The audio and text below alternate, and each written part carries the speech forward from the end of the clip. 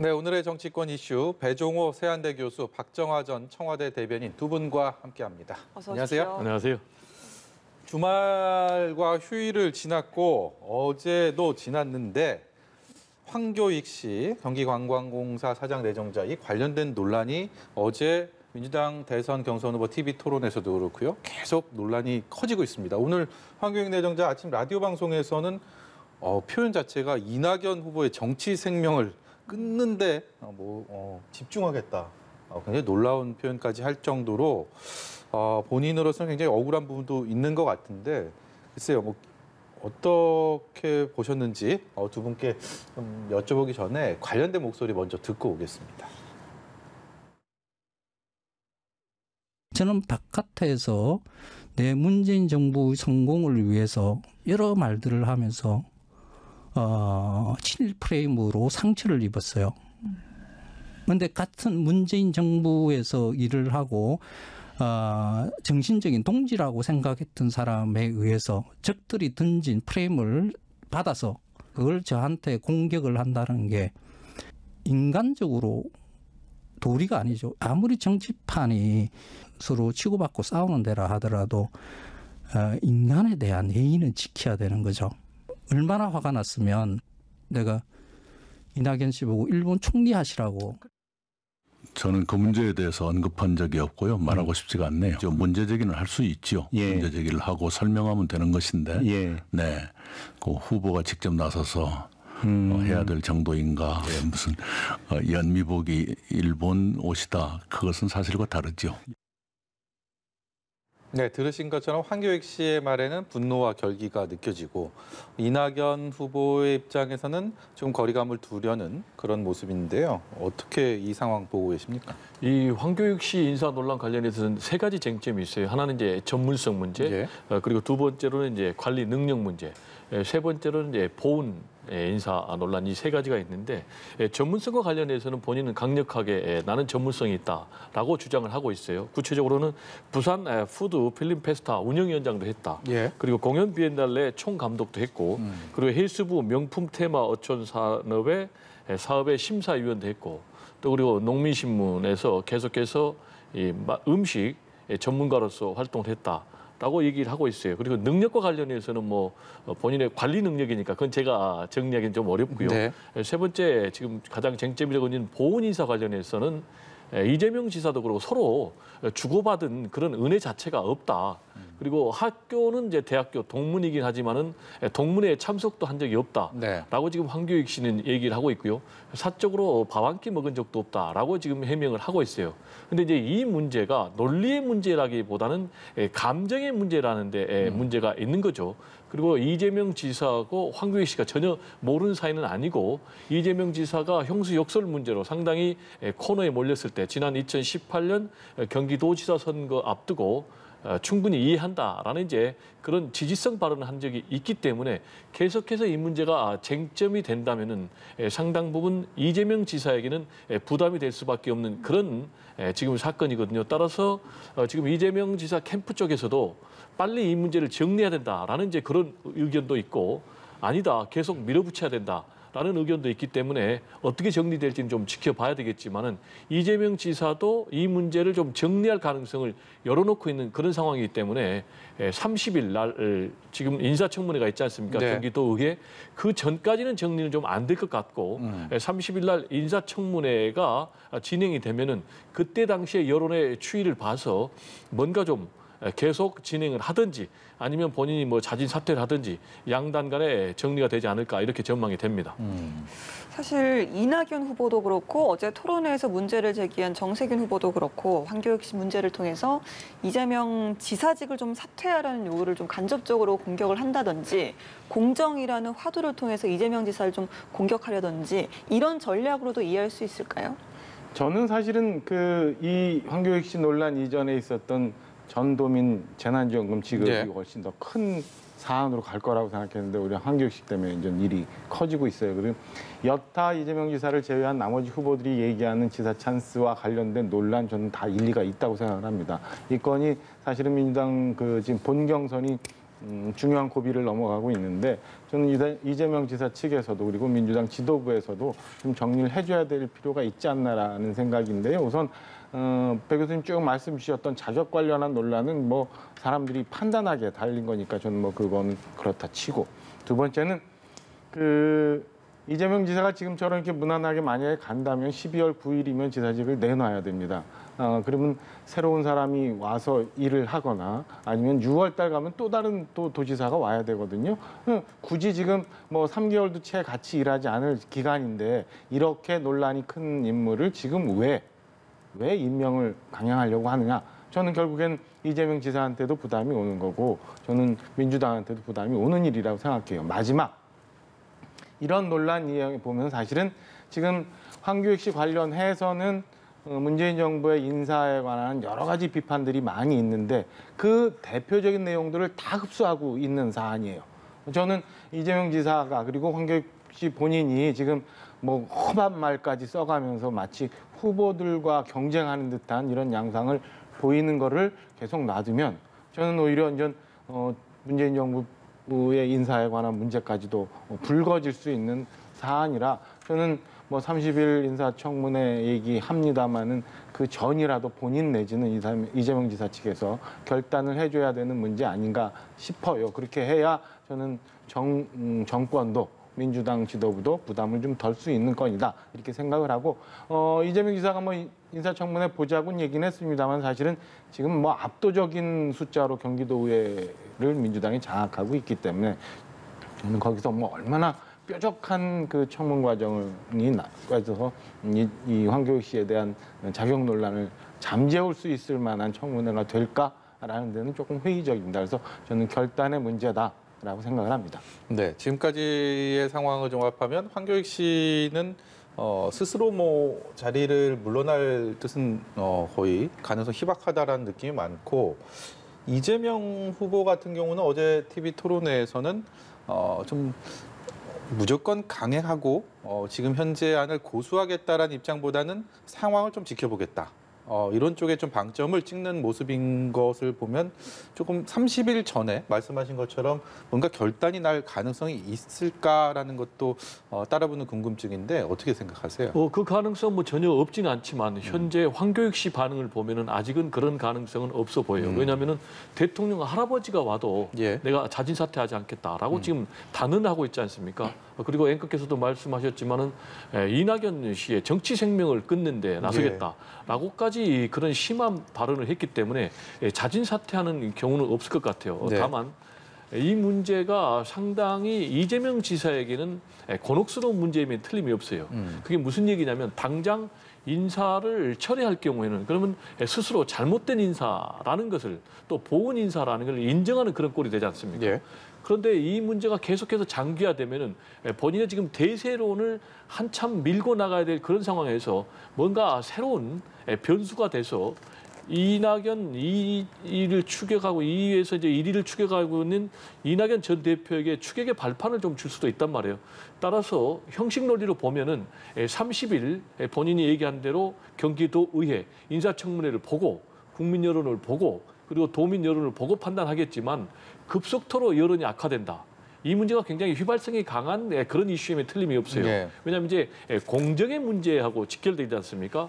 지금 이제 우리나라 국민들 같은 경우는 이 공정에 대해서는 국민의 영리다 할 정도로 굉장히 민감하고 특히 이제 2030 젊은 층에서는 이 취업 문제와 관련해서 채용 문제와 관련해서 굉장히 민감하기 때문에 여론조사 결과 굉장히 이재명 지사의 지지율이 급락하거나 또 반대로 2위 이낙연 전 대표의 지지율이 급상승한다면은 그 전이라도 뭔가 좀 어떤 전격적인 선택을 할 가능성도 남아 있다라고 저는 전망을 합니다. 또 한 가지요. 경선이 본격화되고 정점을 향해 가면서 각 캠프 간의 경쟁이 이어지는 것은 뭐 당연한 얘기입니다만 민주당 내에서 비교적 중립적인 지대를 지키고 있었던 이른바 친문 의원들이 움직이기 시작했습니다. 20명, 줄잡아 30명 정도 된다고 하는데 홍영표 의원을 비롯해서 이들이 이재명 후보에게 기본소득 관련해서 토론회를 하자 뭐 이런 제안을 했다라는 소식도 접하고 있는데 이 아무래도 경선을 앞두고 친문들이 이렇게 움직인다는 것은 어떻게든 영향력을 행사할 수 있지 않을까라는 것이 전반적인 관측입니다. 그렇습니다. 이제 말씀하신 대로 이분들이 일반적으로 무소속 중립지대의 친문으로 분류가 되고 있지 않습니까? 네. 20명이 집단 행동을 했기 때문에 앞으로 이분들이 집단적으로 행동을 해서 특정 주자를 반대하거나 특정 주자를 지지한다면 경선 판도에 상당한 영향력을 행사할 수 있다라는 것이 이제 일반적인 분석이거든요. 이분들이 주장한 게 지금 두 가지 아니겠습니까? 하나는 이제 정책 검증을 해야 된다. 네. 그래서 이제 구체적으로 기본소득을 얘기를 했고 또 하나의 의미는 중립지대에서 친문이 세력화를 한 것 아니냐라는 이제 이 두 가지 의미가 있는데 정책 검증과 관련해서는 저는 상당히 의미가 있다라고 생각을 합니다. 왜냐하면 이제 1위 주자의 기본소득이기 때문에 이 부분과 관련해서 본인들이 정책 검증을 제대로 한다면은 오히려 이재명 지사에게도 예방 주사가 되기 때문에 상당 부분 필요하다. 라는 부분이 있는데 이것과 관련해서 이재명 지사 측에서는 정책 검증은 위선이고 오히려 본인을 공격하기 위한 반 이재명 연대를 구축하기 위한 그런 것이다라고 반박을 하고 있어요. 이제 두 번째로는 친문, 무소속 내지는 중립지대 인사들의 세력화라는 것과 관련해서 네. 과연 이분들이 중립지대냐라는 것에 대해서 문제 제기를 하는 분들이 있어요. 중심 인물이 이제 홍영표 그리고 김종민 그리고 신동근 이 세 분 같은 경우는 이제 이미 친 이낙연 그리고 또 반 이재명 행보를 해왔다라는 이제 그런 평가가 있거든요. 그렇지만은 20명이 집단적으로 움직인다면은 상당 부분 이 이낙연 주자는 지금 1위로 지금 탈환을 하고 있기 때문에 탄력을 좀 받을 가능성이 굉장히 높고요. 그렇지만 반대로 이런 얘기도 있어요. 이재명 대 반이재명으로 형성이 되면은 오히려 이재명만 부각이 된다. 그리고 기본소득을 집중 때리면 역시 이슈의 중심에 이재명 지사만 보인다라는 이제 그런 얘기도 있기 때문에요.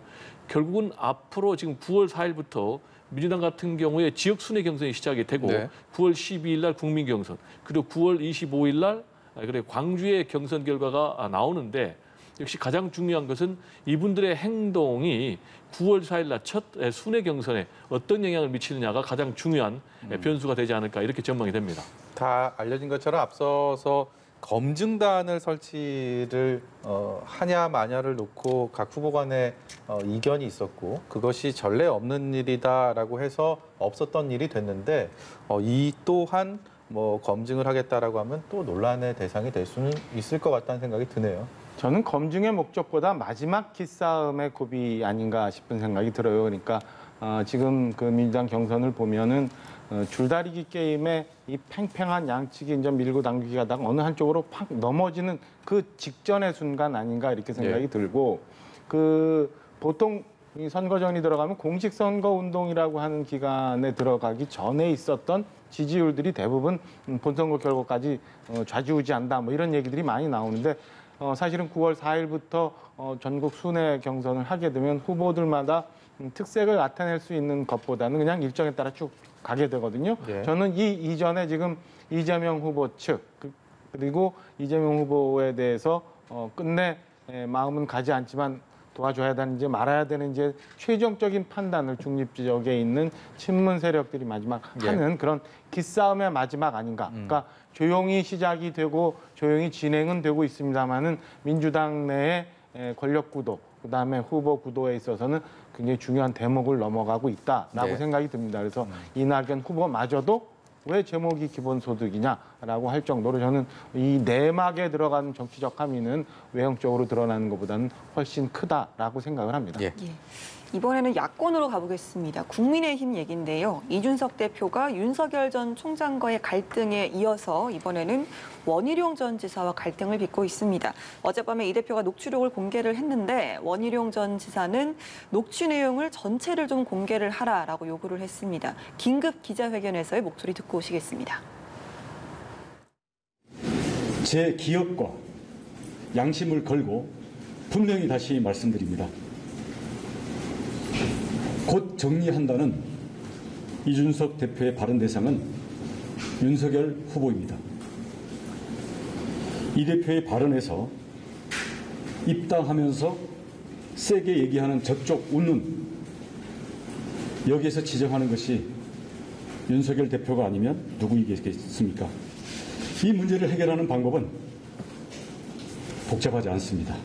이 대표는 저와 통화한 녹음 파일 전체를 오늘 오후 6시까지 공개하십시오. 네, 원희룡 지사가 이 대표가 나에게 윤 전 총장은 금방 정리된다라고 말했다고 좀 주장을 하니까 여기에 대한 반박 차원에서 이준석 대표가 녹취록을 공개를 한 건데요. 일단 뭐 본인은 갈등 상황이 정리가 된다는 취지였다라고 주장을 하고 있고 원 전 지사가 이제 들으신 것처럼 녹취 파일 전체를 공개를 하라고 하면서 좀 윤 전 총장을 좀 어느 정도 많이 좀 적시를 했다 이런 의미로 좀 맞서고 있습니다. 여기에 이 대표가 또 페이스북에 그냥 뭐 딱하다 이렇게 좀 짧게 남기기도 하면서 그랬죠. 양측의 신경전이 좀 고조가 되는데요. 어떻게 보십니까? 일단 어제 오전 아침부터 이제 뭐 원희룡 후보, 그다음에 김재원 최고 등을 통해서 이제 이런 얘기가 불거지기 시작해서 어제 하루 종일 시끄러웠었고 저녁에 11시가 넘은 시간에 이준석 대표가 당시 통화에 해당되는 부분에 통화 내용을 이제 녹취록을 공개를 합니다. 그리고 원희룡 후보가 이에 맞춰서 이제 오늘 아침 이제 9시에 좀 전에 보셨던 것 같은 얘기를 하는데 통화 내용에 대해서는 저는 뭐 이준석 대표가 공개한 내용이 거의 워드 바이 워드로 나왔기 때문에 그 내용에 대한 판단은 뭐 국민들 시청자 여러분들이 하실 수 있다고 봐요.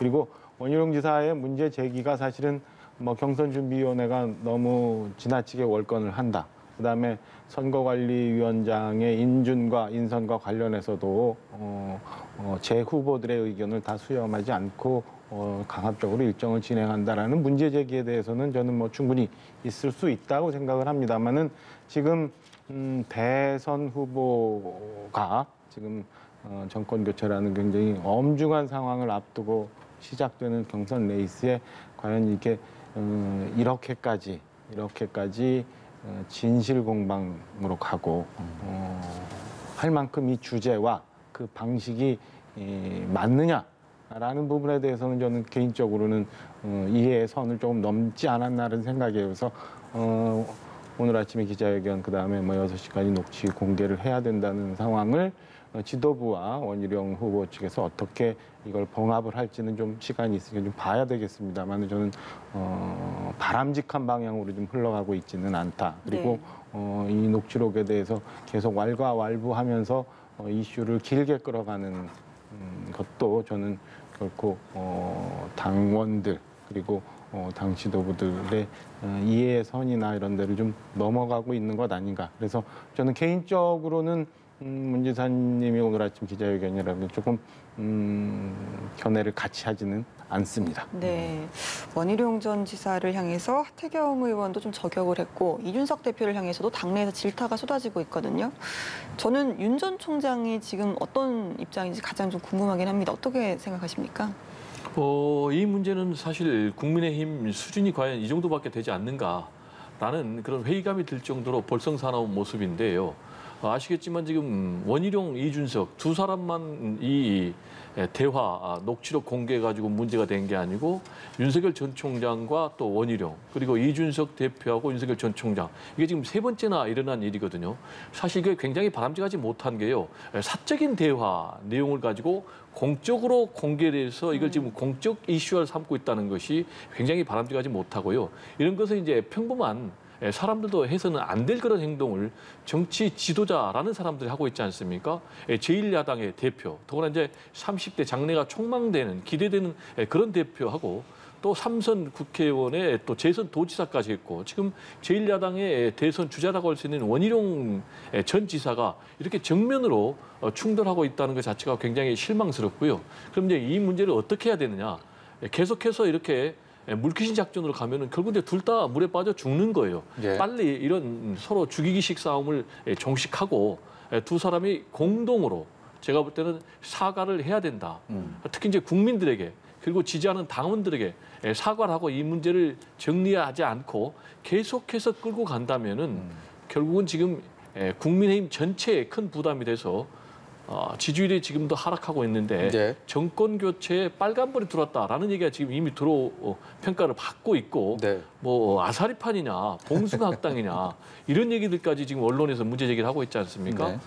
따라서 지금은 다시 한번 반복하는 얘기인데 좀 서로 자중하고 중단해야 될 필요가 있다라는 얘기를 좀 강조하고 싶습니다.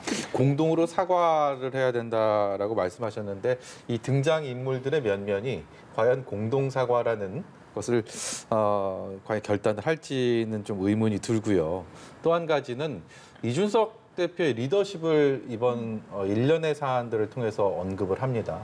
그리고 경선을 그 누구보다도 이제 공정하게 관리해야 되는 이 상황에서 과연 그동안의 어떤 봐왔던 시선으로 계속 봐줄 수 있느냐, 이 부분들도 문제 의식을 갖고 있는 분들이 꽤 계시는 것 같은데요. 최근에 일련의 상황 속에서 이준석 대표가 보여줬던 모습들은 전당대회를 통해서 당이 변할 수 있다라는 그 이준석 대표에 대한 기대감을 갖고 있었던 많은 당원들이나 국민들한테 분명히 실망을 준 건 맞아요. 그리고 지금도 당의 개혁을 위해서 이제 열심히 노력한다고는 아침에 얘기는 했습니다만은 과연 그게 얼마만큼 실천이 될지, 그리고 당의 일에 모든 일에 이제 관여를 하면서 저렇게 이제 만인에 대한 투쟁식으로 당을 운영하는 것에 대해서 저는 분명히 잘못된 부분이 있다고 보여지고요. 다만 지금 현재 이제 당이 가고 있으니까, 그리고 어쨌든 전당대회를 통해서 당선된 대표이기 때문에 저는 뭐 이준석 대표도 충분히 본인이 어떤 문제를 갖고 있었는지에 대해서 돌아볼 시간적 여유가 있었고, 그다음에 그게 어제 오늘 나온 반응들이라고 보여집니다. 여러 사람들이 이제 걱정을 하고 있으니까 저는 다시금 본인 스스로가 지금 흔들리고 있는 본인의 리더십을 좀 정리를 해줘야 되고요. 당에 있는 많은 중진 의원들도 이참에 서로 간에 본인의 목소리를 내기보다는 당이 잘 갈 수 있도록 하는 게 맞지 않나라는 생각이에요. 일련에 있었던 지금 국민의힘을 관련된 여러 가지 일들이 보면은 누구 하나 편을 들을 수 없을 정도로 조금씩은 다 잘못을 갖고 있는 이런 일들이라 굉장히 우려스러운 목소리들이 많이 전달되고 있고, 이게 사실은 지표로도 지금 나타나고 있거든요. 그러니까 조사기관마다 조금씩 다릅니다만은 당의 지지도가 조금 하향 곡선을 보이고 있고, 특히나 2030의 지지도는 많이 떨어지고 있다는 모습들을 보여주고, 여기에 일부 좀 보수 지지층마저도 지지도가 떨어지다는 지표가 좀 여러 가지 나오거든요. 그러니까 대선이라는 건 중요한 목표를 앞두고 저는 초기에 이런 것들이 빨리 봉합되고 정리가 되지 않으면 우리 야권을 지지하는 국민들이나 당원들한테 굉장히 안 좋은 결과로 귀결될 수 있기 때문에 저는 이준석 대표, 그다음에 여기 관련된 최고위원들, 그다음에 제 후보들 모두 다 초심으로 돌아가서 당을 살리는 그런 자세를 갖기를 저는 간곡히 좀 부탁을 좀 드리고 싶습니다. 예. 윤 전 총장은 어제 김종인 전 비대위원장을 만나서 최근 이 대표와의 갈등 상황이라든지 또 당내 현안에 대해서 조언을 구한 것으로 알려졌는데, 김 전 위원장이 참고 지내라라는 조언을 한 것으로 알려졌거든요. 어떻게 들으셨습니까? 굉장히 중요한 순간에 윤석열 전 총장은 김종인 전 비대위원장에게 손을 내민 것이라고 저는 봅니다. 아시겠지만 최근에 이준석 대표 그리고 윤석열 총장이 계속해서 충돌하면서 두 사람 다 위기에 직면하고 국민의힘도 지지율이 하락하면서 당 자체도 위기에 빠졌단 말이에요. 이런 상황에서 김종인 전 비대위원장은 상당히 킹메이커로서, 전 비대위원장으로서 특히 이준석 전 현 대표에게 상당한 영향력을 갖고 있는 그런 분 아니겠습니까? 정치적인 중량감이 있는 사람의 입을 통해서 상당히 지원 사격을 받았어요. 구체적으로는 이준석 대표에 대해서 좀 쓴소리가 있었습니다. 사소한 일에 좀 계속해서 문제 제기를 만들지 말고 큰 차원에서 당의 미래를 보고 나아가라. 라는 이제 그런 메시지를 던진 것은 사실 좀 완곡하게 얘기했지만 굉장히 준엄하게 현 이준석 대표의 행보에 대해서 김종인 전 비대위원장이 꾸짖은 것이라고 봐야 되겠고요. 그리고 두 번째로는 이런 메시지도 던졌어요. 윤석열 전 총장 외에 다른 대안이 있느냐?